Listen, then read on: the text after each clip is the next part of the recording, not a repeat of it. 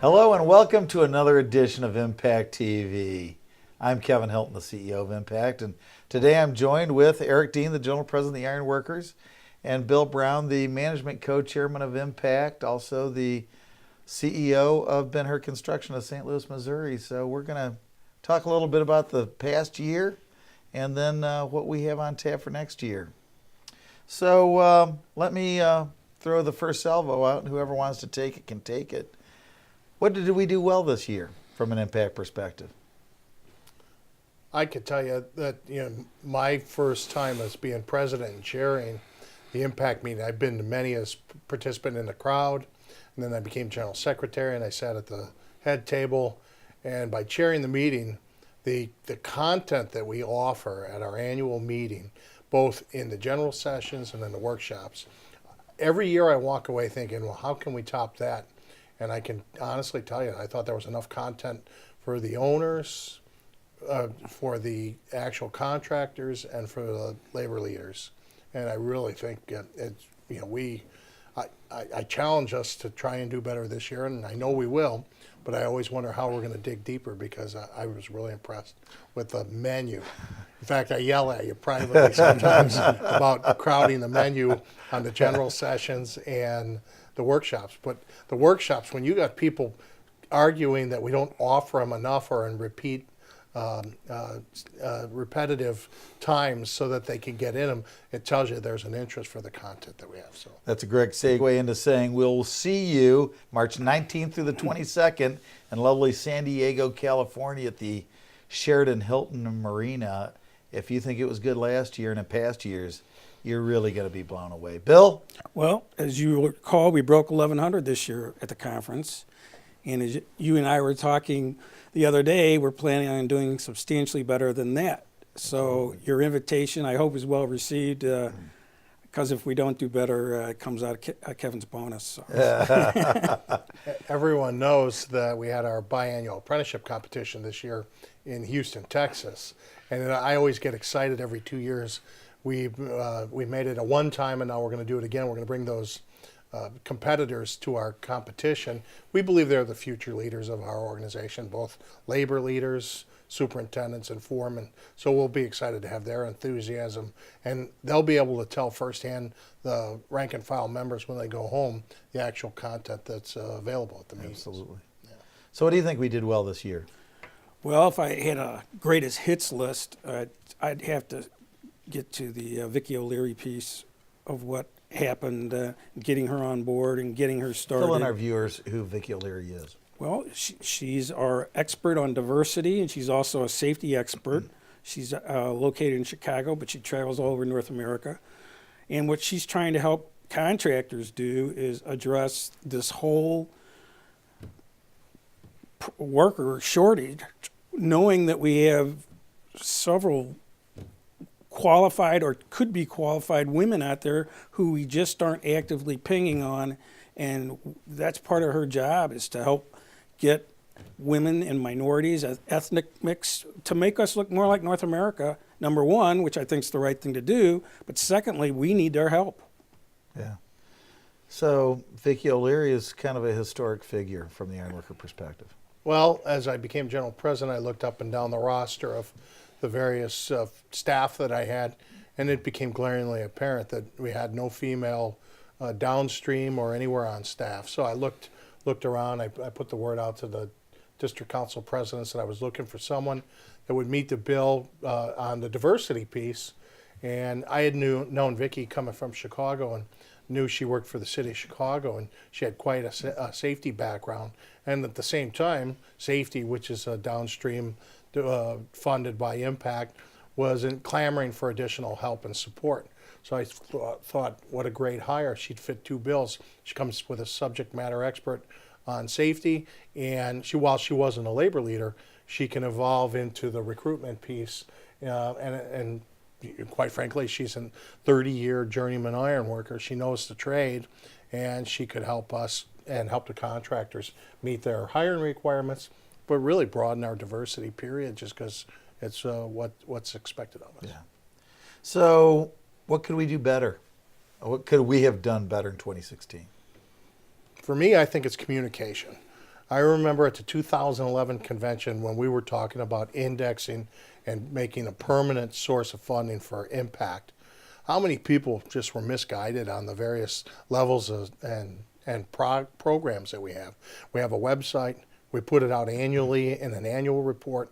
We put sub-reports in the magazine. And I travel extensively, going to pin parties and different things.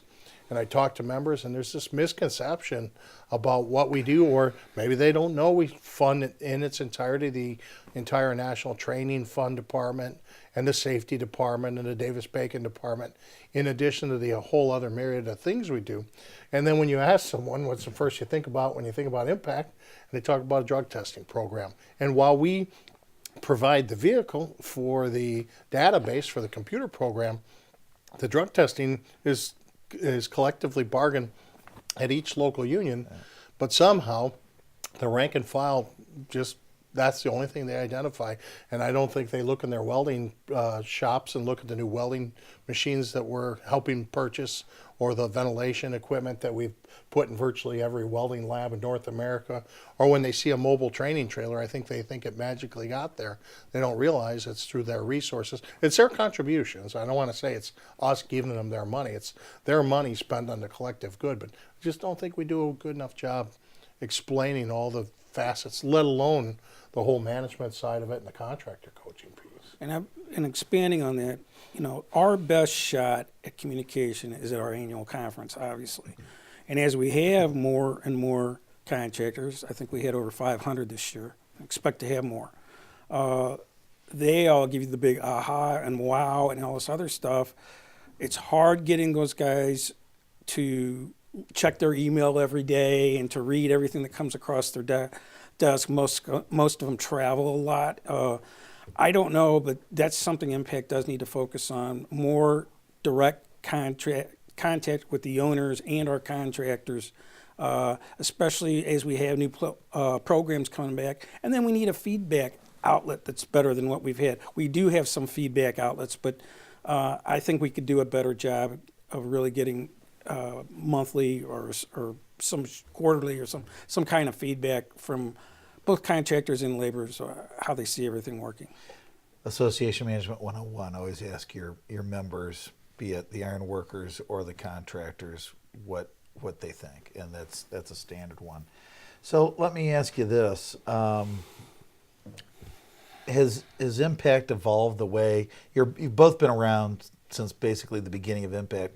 Has it evolved the way you thought it should, or is it evolving the way you think it should evolve, or is it doing things that you didn't think it should do, or, Well, just to remind the viewers, the Impact Board now is currently made up of 13 RABs, their co-chairs. So one contractor, one labor person from each group. That's 26.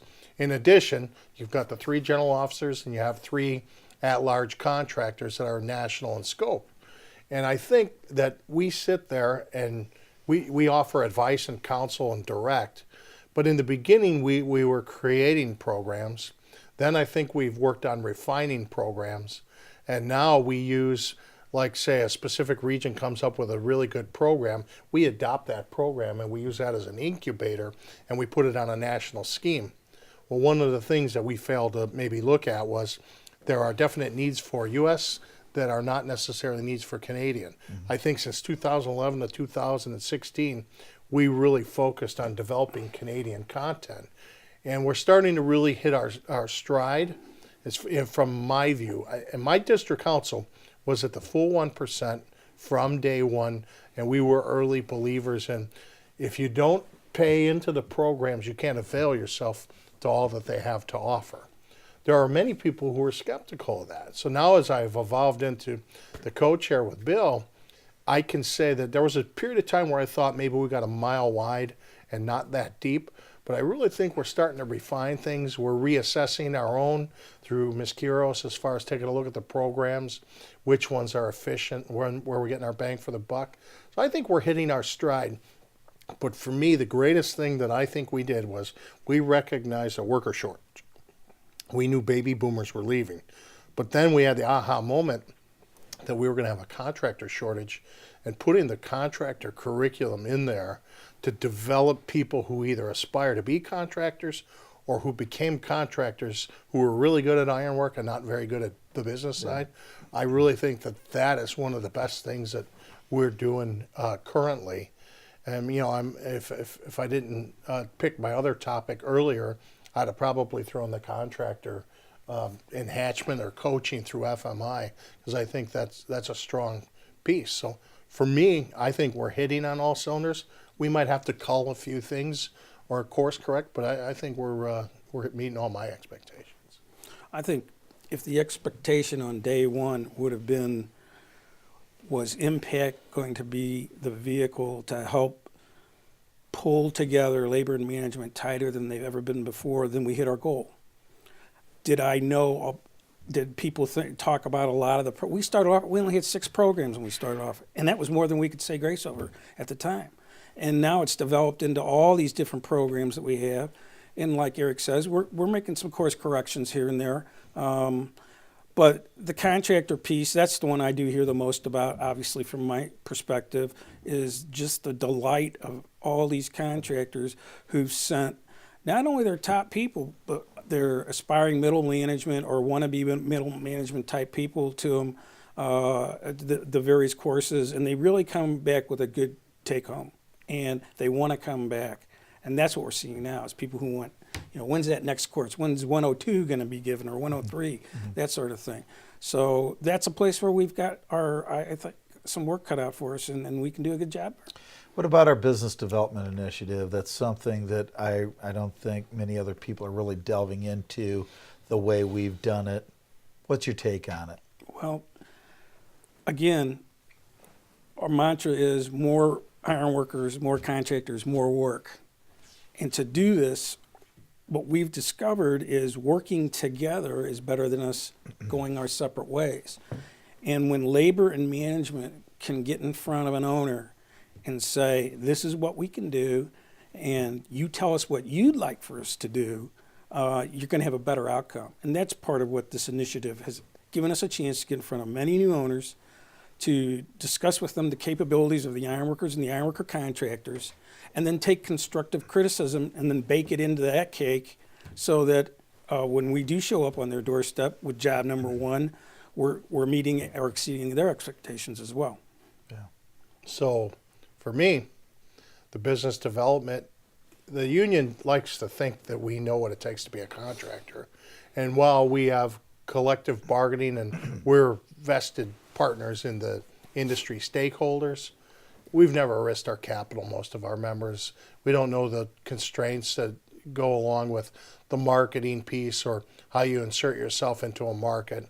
And so some of the other international unions are using union officials, but they don't necessarily speak that contractor lingo. They don't know the contractor procurement folks.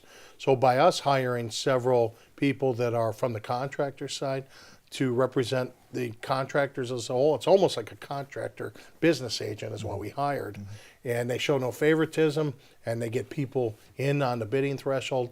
And I think it's paying big dividends. It takes a long time. You just don't instantly bid work and become the low bidder. There's a lot more to it than that, especially the safety criteria. And we're trying to insert ourselves in the petrochemical industry in Texas, which is predominantly or heavily open shop. And there's a big safety matrix that you got to pass. And so by having that contractor's business agent or that business development program to help them, I think it's resulted in a significant amount of work for our members. It really, one of the things that I've been able to see, I get to see it up close, is the fact that there are literally armies of people out there. Even though the ironworkers are 120 years old, and obviously their contractors have been there for 120 years, have no worldly idea what we do. They don't know the training piece, they don't know the safety piece, they don't know the skill piece. And it's really given us a chance to speak to people that would have never heard that message before, and they need it. Speaking of the training piece, Ann Arbor has evolved in the few short years we've been there to what it is today. And when we get Ford, Chrysler, GM, you name it, these owners, consumers power to come in there and see what we're doing. You know, they're blown away. They had no idea. I don't know that most of the folks watching know, but the whole national fund is a downstream funding from Impact. So they submit a budget annually to the Impact trustees, and that is funded entirely. While it's managed by Lee Worley and a different pool of staff, it's complete with Impact funding. And when we took our instructor training program and we opened it up for officers training, contractor training, and took the Safety whole training. industry stakeholders there. And then this year was the inaugural safety directors training program. What it does is it brings all the industry stakeholders into one piece. Plus, we always have our safety, health, and roundtable. We have our NARSC and NMOA meetings. So we have contractor meetings on the periphery. And then everyone gets to see the body of work. And all of that comes from impact funding. But that communication part that I talked about earlier, it's I really don't know that most of they probably know their apprentice instructors and coordinators go to a school every year in Ann Arbor. I don't think they realize where that funding comes from. It's out of their collective bargaining agreement to Impact, to the National Fund, to provide that annual training. But we've expanded that to a great, great extent. And you're right. You know, then the owners come and they see what we're doing collaboratively, you know, on behalf of the industry, on behalf of improving the union standards, and then by growing the contractor base and having FMI there, I think there's no stopping us as far as our momentum. And I'm telling you, the viewers out there today, tomorrow, next week, next month, you can contact my office anytime, day or night, through my cell phone. You can contact the regional directors. If you don't know who it is, we'll hook you up.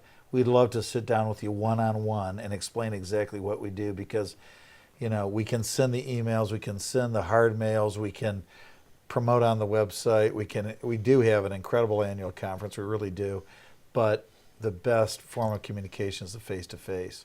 Let's shift gears, if you guys want to, for a minute. We have a new president coming into office. What do the contractors think of that?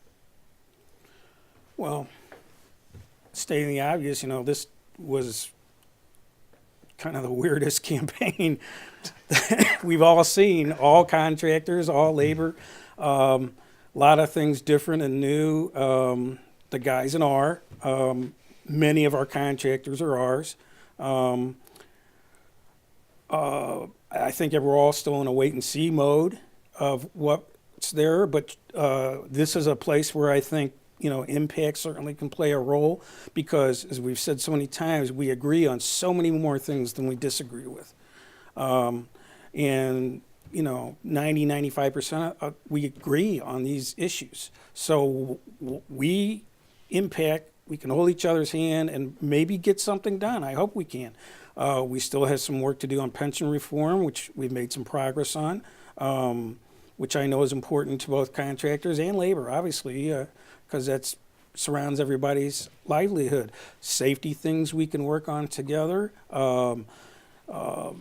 record-keeping things that we can work on together. There's a whole vast pile of stuff out there that we can work on together, and it's my intention, and I haven't talked to Eric about this yet, but I think that Impact needs to find some roles that we can play there.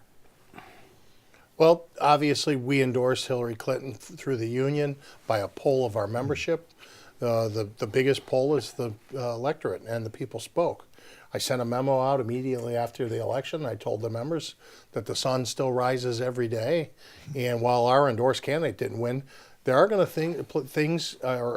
there's going to be areas of mutual agreement that we're going to work strongly on with the administration, and we look forward to championing some of the things that sound good and we want to enact.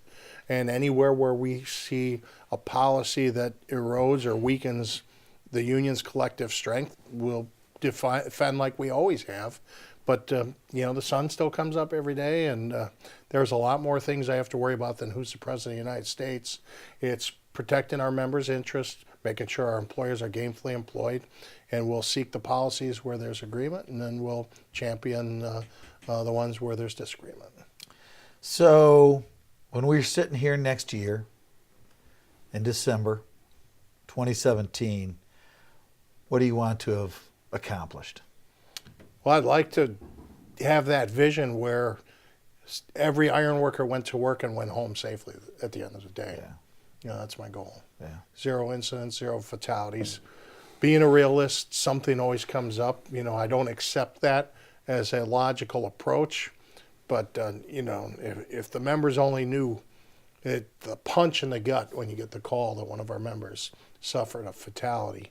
So we're doing great this year, knock on wood, and I hope the rest of the year bodes well. You know, it's the start of December here coming up this week.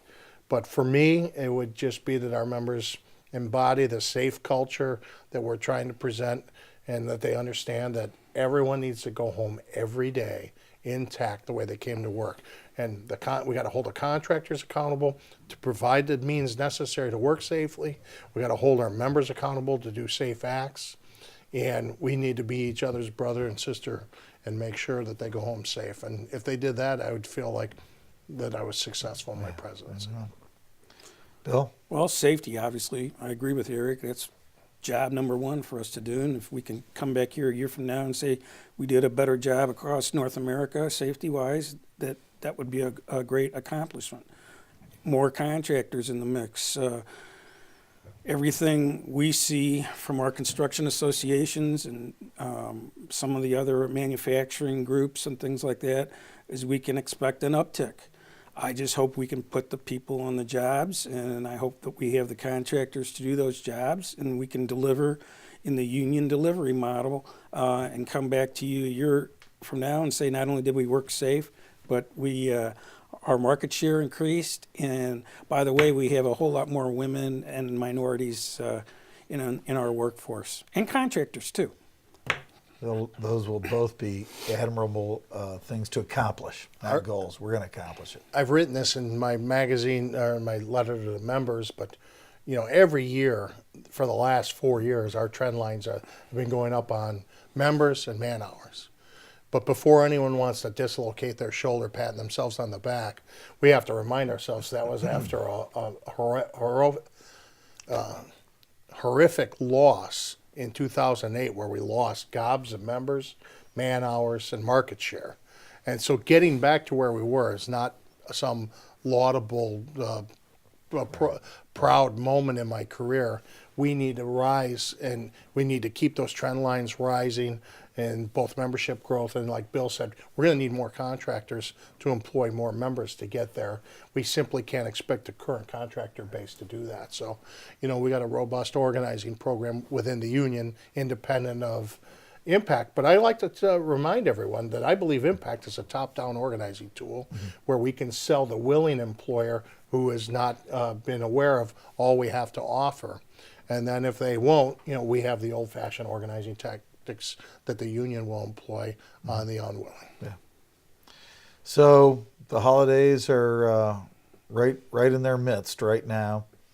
Holiday message to the 3,000 contractors, 130,000 ironworkers.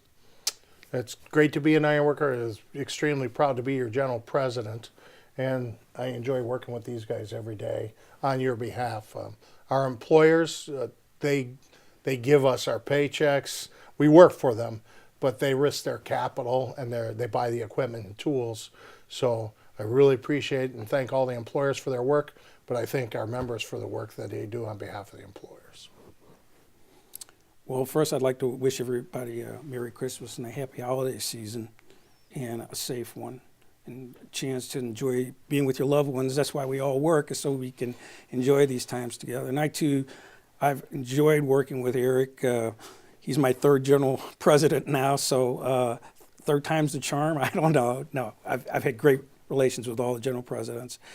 It's a lot of fun because I know what we're doing is working, and I know what we're doing still has more possibility. We're not to the end of the line yet. And CEO Hilton, I got to tell you, you do a great job. Thank you. So we'll see you in March in beautiful San Diego, California, at the Sheraton Hotel and Marina, March 19th through the 22nd, for the most phenomenal industry event, the Ironworker Impact Annual Conference. We look forward to seeing you there, and Merry Christmas, Happy New Year, and Happy Holidays to both of you. Merry Christmas. Okay. Bye-bye.